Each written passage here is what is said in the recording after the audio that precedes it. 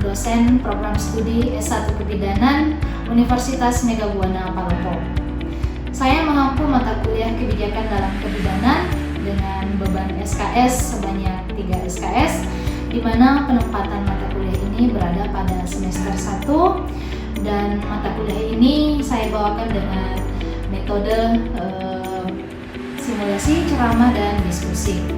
Nah, tujuan dari mata kuliah kebijakan dalam kebidanan ini adalah diharapkan pada akhir mata kuliah ini mahasiswa mampu memahami tentang bagaimana kekuasaan, politik, dan kebijakan dalam pelayanan kebidanan, serta pengembangan dan penguatan praktek profesional bidan.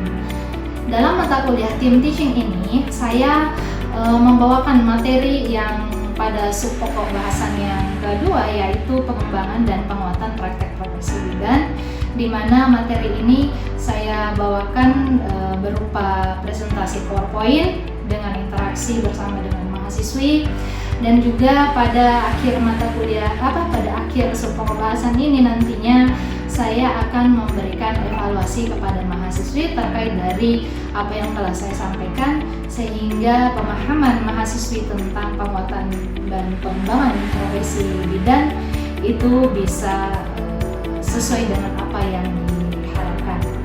Adapun dari tujuan dari pembuatan video ini adalah salah satunya yaitu untuk melengkapi dokumen PDD UKT-PT yang dimana merupakan dokumen pada bidang pengajaran. Selanjutnya mari kita saksikan video pengajaran saya dengan subpokok bahasan pengembangan dan penguatan praktek profesi bidan. Assalamualaikum warahmatullahi wabarakatuh. Waalaikumsalam warahmatullahi wabarakatuh. Baik, alhamdulillah sehat semuanya. Sehat. Hari ini kita akan melanjutkan pertemuan kita dalam mata kuliah kebijakan dalam kebidanan. Nah, untuk pertemuan kita hari ini kita akan membahas tentang penguatan dan pengembangan praktek profesional bidan. Jadi ini kita sudah ada di pertemuan ke-10 ya. Nah, anak-anakku kemarin tentang pokok materi sebelumnya semuanya masih diingat kan? Masih. Jadi sama kaitannya nanti yang akan dibahas hari ini, dan itu berkesinambungan nanti ilmunya ya. Jadi secara keseluruhan itu nanti akan ada kaitannya. Baik, anak-anakku, di dalam materi ini kita itu harus mengetahui latar belakangnya untuk apa kita mengetahui materi tentang pengembangan dan penguatan praktek profesi bidan. Jadi semuanya di sini adalah calon-calon bidan, jadi harus tahu alasannya kenapa kita harus berkembang dan kuat dalam segi profesi ya. Nah, kita lihat alasannya di sini. Yang pertama itu sebagai pelaksana pelayanan bidanan. Nah, bidan itu punya posisi yang strategis dalam penurunan angka kematian bayi dan angka kematian ibu. Betul sekali. Jadi kita harus tahu posisi kita ada di mana ya. Nah, selanjutnya itu masih terdapat ketidaksesuaian antara kewenangan dan kompetensi. Jadi anak-anakku ini masih harus memacu diri untuk belajar, karena di lapangan nantinya akan lebih banyak lagi tuntutan-tuntutan kewajiban yang harus anak-anakku emban tidak hanya menjadi pemberi layanan, tetapi anak-anakku nanti akan memberikan banyak sekali ilmu bagi pasiennya nanti. Nah, kita lihat. Nah, di sini ada lingkaran yang berwarna pink ya. Ada lingkaran yang berwarna pink. Tulisannya di situ kualitas anggota bidan. Jadi ada kata kualitas berarti ada beberapa kompetensi yang harus anak-anak kuasai Melalui apa? Melalui yang ada di sekelilingnya itu. Yang pertama ada apa? Pelatihan. Selanjutnya Pengalaman. Selanjutnya Pendidikan. Apa yang sekarang kalian lakukan di sini? Pendidikan. Pendidikan pendidikan. Jadi apalagi yang belum ada? Pelatihan dan pengalaman. Betul sekali, pelatihan dan pengalaman. Nanti anak-anakku ini itu akan diberikan pengalaman ya berupa praktik klinik ya. Nanti ada waktu suatu saat nanti anak-anakku pada semester 4 ya, nanti akan berada di lahan ya, berada di lapangan. Itu akan secara langsung terlibat ya, secara langsung terlibat, bersentuhan langsung bersama dengan pasien melalui bimbingan dari pembimbing lahan ya. Jadi anak-anakku akan memberikan secara langsung ilmu yang didapatkan ya, bagaimana kita menyambut pasien, bagaimana kita memeriksa pasien ya, bagaimana kita mengatasi masalah misalnya yang dialami oleh pasien ya, semampu kita. Untuk itu haruslah didukung oleh pendidikan yang kita punya, harus secara menyeluruh ilmu pengetahuan yang kita punya. Nah, selanjutnya ada lagi pelatihan, dilatih terus-menerus, sudah dikerjakan dilatih lagi, diulangi lagi sampai kita mahir, betul-betul mahir ya. Karena nantinya pada saat kita selesai mengemban yang namanya pendidikan, itu kita dituntut untuk mandiri ya, tidak lagi bergantung pada orang lain, tidak, tetapi kita harus mandiri. Bagaimana kita memikirkan apa lagi yang harus saya lakukan, bagaimana kita membaca situasi, bagaimana kita memberikan menginisiasi apa yang harus kita lakukan yang paling tepat untuk kasus ini ya, gitu. Lanjut. Nah, kita baru mau masuk pada pembahasan ini ya, itu tentang bagaimana sih profesional kebidanan itu dan bagaimana pengembangan penguatan praktek profesional kebidanan ya. Nah, anak-anakku, kita lihat sama-sama ya, apa sih yang dimaksud demikian. Nah, boleh saya jalan di tengah? Oke. Jadi di sini dilihat ya, ada definisi. Nah, kalau menurut undang-undang itu nomor 4 tahun 2019, ada yang bisa baca? Saya udah. Oke, yang sebelah kiri saya, silakan dibaca. Pelayanan kebidanan menurut ketentuan umum Undang-Undang Nomor 4 Tahun 2019 tentang kebidanan. Kebidanan adalah suatu bentuk pelayanan profesional yang merupakan bagian integral dari sistem pelayanan kesehatan yang diberikan oleh bidan secara mandiri, kolaborasi, dan rujukan. Oke. Yang kedua, ada praktik kebidanan. Silakan. Praktik kebidanan adalah kegiatan pemberian pelayanan yang dilakukan oleh bidan dalam bentuk asuhan kebidanan. Oke, suaranya semuanya jelas ya. Dan anak-anakku yang lain, ada yang tidak dimengerti tidak dengan tulisan di atas? Paham tidak? Paham. Nah, ibu ulangi kembali ya. Di sini ada pelayanan profesional ya, yang diberikan bidan ya, bidan secara mandiri, kolaborasi, dan atau rujukan ya. Kalau bidan biasanya merujuk kemana? Rumah sakit. Betul. Kolaborasinya dengan siapa? Dokter. Betul. Nah, untuk praktik kebidanan itu sendiri pada dasarnya adalah pemberian asuhan kebidanan. Oke. Nah, selanjutnya ini adalah beberapa peraturan atau kebijakan yang mengikat profesi kebidanan. Anak-anak, mungkin secara slide ini memang hanya beberapa poin, tetapi inilah yang mengcover semua ya, mengcover semua pergerakan, kebijakan ya tentang praktek profesional kebidanan. Boleh nanti kita manfaatkan yang namanya Android ya. Kalau misalnya anak-anakku sudah di rumah, itu boleh di searching. Oh, tentang undang-undang nomor sekian isinya apa sih? Itu membahas tentang apa? Boleh ya. Jadi berangkat dari peraturan perundang-undangan inilah ya, praktek profesional bidan itu bisa dilaksanakan. Oke, lanjut. Nah, anak-anakku, di sini kita melihat ya bahwa pendidikan tinggi itu ya, itu mengacu pada Undang-Undang Nomor 12 Tahun 2012 ya. Nah, di sini anak-anakku tahu kan sekarang jenjangnya di mana? S1 ya? Iya. S1. Jadi sebelum di S1 ada program diploma 3, ada diploma 4. Nah, beruntunglah anak-anaknya yang langsung mengambil program S1 kebidanan. Jadi setelah nantinya anak-anakku melakukan pendidikan, menyelesaikan pendidikan di S1 kebidanan, itu bisa langsung mengambil profesi kebidanan ya. Dan itu tentunya membangun kompetensi anak-anakku semua ya, tidak hanya berhenti di S1 kebidanan, tetapi bisa juga melanjutkan ke profesi kebidanan ya. Saya kira kalau misalnya nanti kita berada di pelayanan ya, kompetensi-kompetensi yang kita miliki juga itu akan diperhitungkan ya, itu diperhitungkan. Kalau misalnya sekarang kesenjangan yang terjadi adalah bidan itu masih banyak yang vokasi di pelayanan ya, sementara kebutuhan-kebutuhan terkait tenaga bidan di dalam masyarakat itu kompetensinya lebih tinggi lagi yang dibutuhkan, apakah dia diploma 4 atau S1 kebidanan.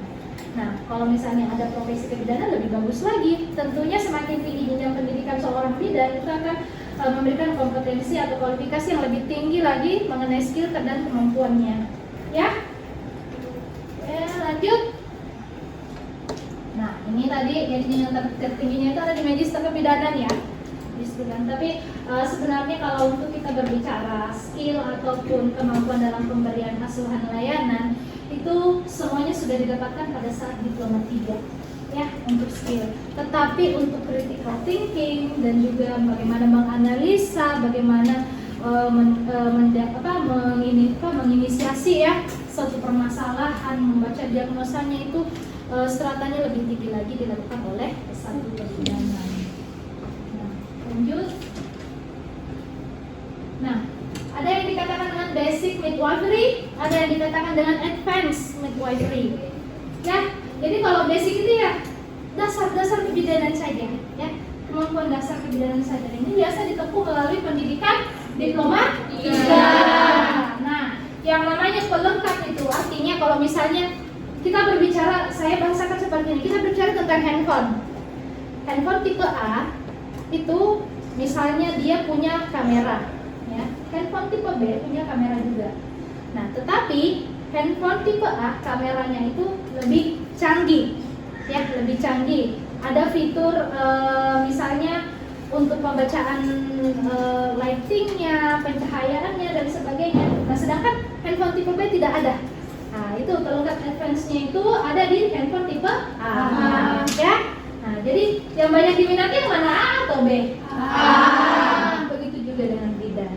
Kalau bidan melengkapi dirinya, ya, melengkapi dirinya dengan kemampuan melalui pendidikan, pelatihan dan juga pengalaman yang dimiliki, pasti itu akan lebih banyak diminati untuk didatangi oleh klien untuk memeriksakan dirinya. Oke, ya. Jadi mengerti ya, membedakan mana yang basic, mana yang advance ya. Bidan yang basic, midwifery basic dengan advance midwifery. Nah, lanjut. Nah, tadi sama dengan gambar yang saya kemukakan ya. Ketika ini berkata tentang kualitas ya, kualitas pelayanan, disitulah pendidikan dan juga pengalaman seorang bidan ya, bagaimana itu bisa dituangkan ya pada pelayanan. Nah, ini bisa didapatkan ya melalui program pelatihan, magang, seminar atau lokakarya yang diadakan dengan kerjasama organisasi profesi, Kementerian Kesehatan, fasilitas pelayanan kesehatan, lembaga internasional dan sebagainya. Nah, anak-anakku pernah mendengarkan pelatihan midwifery update? Belum pernah. Tapi nantinya itulah pelatihan-pelatihan yang akan menunjang profesi kalian ke depannya. Pertama itu ada midwifery update, yang kedua pelayanan obstetrik neonatal, ya, pelatihan kedaruratan obstetrik dan neonatal. Udah ya. Ada lagi pelatihan untuk pemasangan kontrasepsi, ya. Dan itu semua punya sertifikat. Dan sertifikat inilah yang akan menjadi lisensinya anak-anakku ketika telah mengembangkan kompetensi dirinya. Nah, disitulah akan diakui dan akan menaikkan kapasitas dan kompetensinya anak-anakku semua. Nah, ada organisasi profesi, ya, melalui organisasi profesi. Anak-anakku nanti setelah selesai melakukan perkuliahan, selesai menempuh studi, ya, pada sekolah kebidanan, anak-anakku itu akan bergabung dalam organisasi profesi namanya, ya, singkatannya Ikatan Bidan Indonesia. Jadi sama dengan dokter, Ikatan Dokter Indonesia, ya. Kalau aktor Ikatan Perawat Nasional Indonesia, ya. terus apa lagi itu? Banyak ya. Jadi untuk bidan itu sendiri kita punya organisasi profesi namanya Ikatan Bidan Indonesia. Inilah nanti yang akan mewadahi segala seluk-beluk pergerakan anak-anak adik-adik semua yang bergelut dalam profesi kebidanan. Nah, selanjutnya melalui Kementerian Kesehatan jelas, karena melalui Kementerian Kesehatan usulan kebijakan yang dibutuhkan oleh kebidanan lalu disahkan oleh pemerintah. Nah, selanjutnya di fasilitas pelayanan kesehatan, anak-anakku jelas karena nanti memang basic pelaksanaan kegiatannya yang sehari-harinya itu akan ada di pelayanan kesehatan. Nah, selanjutnya ada lembaga internasional dan sebagainya. Lembaga internasional itu ada ILC, ada WHO.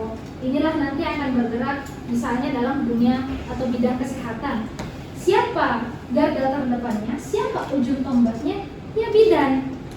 Kalau itu mengenai kesehatan ibu dan anak, ya. Nah, seperti stunting misalnya, ini kan sudah jadi program nasional. Kalau misalnya pemerintah mau melakukan kegiatan yang bersentuhan langsung pada pelayanan dan pemeriksaan bayi, itu pasti menghubungi puskesmas, di mana puskesmas melimpahkan ini kepada bidan, ya. Jadi kalau mau misalnya posyandu ada bidan, ya. Oke. Lanjut. Oh.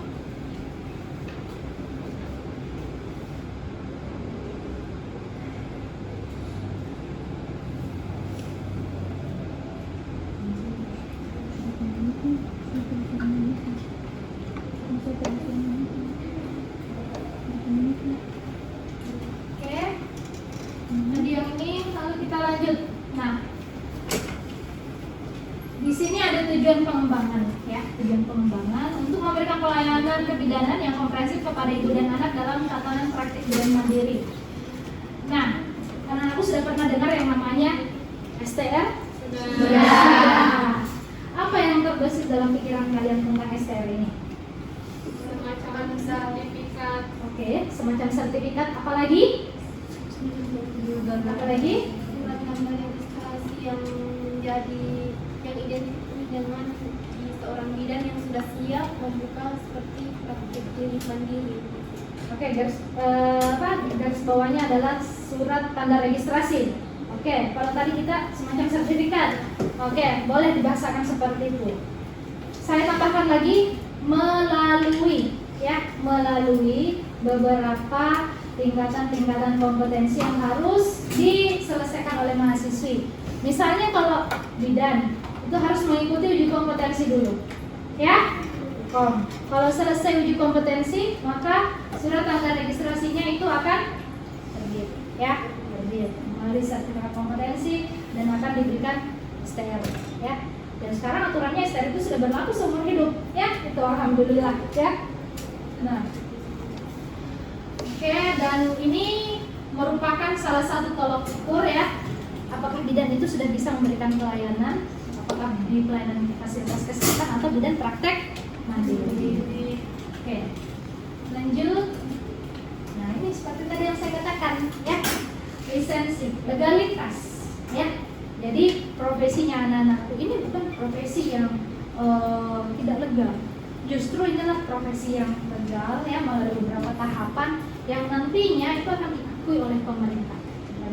Nah, itu pertama ada sertifikasi, ya. Yang kedua ada registrasi, dan inilah nanti akan mengeluarkan yang namanya SIP, surat izin praktek, ya. Jadi anak-anak ini akan berjenjang nanti melalui itu semua, dan jangan dikatakan wah sulit ya jadi bidan, banyak sekali yang harus dipenuhi. Tidak, ini supaya anak-anakku semuanya aman, tercover, ya, terikat dalam undang-undang yang melindungi, ya. Jadi pastikan kalau misalnya bidan yang tidak berizin, yang melakukan praktek ada apa-apa, pasti itu yang dipertanyakan kan? Nah, seperti itu. Ada SOP-nya semua. Nah, lanjut. Nah, di sini kita harus memahami, ya, bidan sebagai profesi. Jadi di sini ada 3. Ada yang mau membacakan? Saya minta tolong. Oke, saya mau yang di belakang dulu. Silahkan, Nak. Bidan mempunyai ciri khas yang khusus, yaitu yang pertama selalu mengedepankan sebagai pendidik bagi anak-anaknya. Oke. Yang kedua, memiliki kode etik dengan serangkaian pengetahuan ilmiah yang didapat melalui proses pendidikan dan jenjang tertentu. Dan yang terakhir, keberadaan bidan diakui memiliki organisasi profesi yang bertugas meningkatkan mutu pelayanan kesehatan masyarakat. Oke, terima kasih. Jadi dari ketiga ciri khas ini kita sudah tahu ya, kita nanti akan seperti apa ya. Yang pertama itu kita harus mengedepankan ya, bagaimana kita menyadarkan perempuan itu fungsinya menjadi seorang ibu. Yang kedua itu kita punya kode etik ya, kita punya kode etik. Nah, di mana ini tidak boleh dilanggar ya, karena berkaitan dengan citra dari organisasi profesi bidan. Oke. Yang ketiga, keberadaan bidan itu diakui ya, diakui memiliki organisasi profesi. Ya, kita setara dengan organisasi profesi lainnya. Guru ada organisasi profesi, perawat ada, bidan ada, ahli gizi ada, farmasi ada. Ya, kita pun juga bidan seperti itu. Ya. Nah, gunanya apa? Itu untuk melihat apa saja yang dibutuhkan di masyarakat sehingga kompetensi dari profesi itu bisa lebih meningkat. Ya. Nah, lanjut. Ada tantangan, ya, ada tantangan kepada para bidan.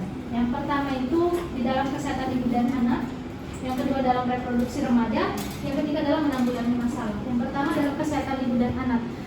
Sebelum ibu berbicara panjang lebar, tentunya anak-anakku di sini pasti sudah tahu apa sih tantangan yang ada di depan mata kita, ya. Kasus stunting ada, kasus gizi buruk ada, stunting ada, bagaimana juga kasus bullying ada juga. Dan ini semua yang bisa memicu adanya penurunan taraf kesehatan ibu dan anak. Bagaimana seorang ibu itu stres menghadapi persalinan masa nifasnya, bagaimana ibu itu stres menghadapi bagaimana seorang ibu itu stres menghadapi yang namanya suksesnya ASI eksklusif. Oke. Lanjut. Nah, ini kita lanjut lagi ya.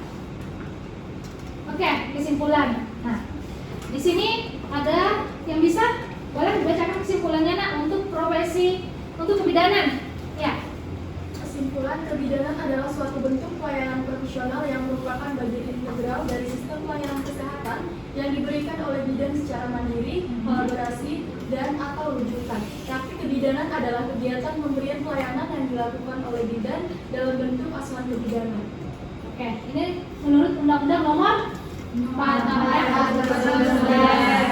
tahun 2019. Jadi untuk melihat runutnya ini, anak-anakku bisa men-searching nanti Undang-Undang Nomor 4 tahun 2019 itu, ya. Nah, selanjutnya untuk pengembangan penguatan praktek profesional bidan, yaitu melalui pengembangan profesionalisme tenaga kebidanan untuk melindungi hak dan kewajiban, ya. Lalu melalui pendidikan tinggi dan berkelanjutan, ya. Nah, anak-anakku nanti setelah selesai ini tuh diharapkan, ya. Oke. Sebagai closing statement, ya. Nah, di sini ada penguatan atau pengembangan profesi bidan merupakan sebuah keniscayaan, ya. Jadi anak-anakku ini harus tahu, ya, bahwa ini yang dilakukan adalah sebuah keniscayaan yang nantinya akan sampai pula pada tahap itu, ya. Nah, untuk mengantisipasi perubahan ilmu pengetahuan dan teknologi, jelas anak-anakku yang mungkin kemarin belajar yang pakai LCD, sekarang orang nanti pakai layar sentuh, ya. Pada pemeriksaan bidan alat-alatnya sudah canggih, jadi jangan pernah berhenti untuk mengupdate ilmu, ya. Nah,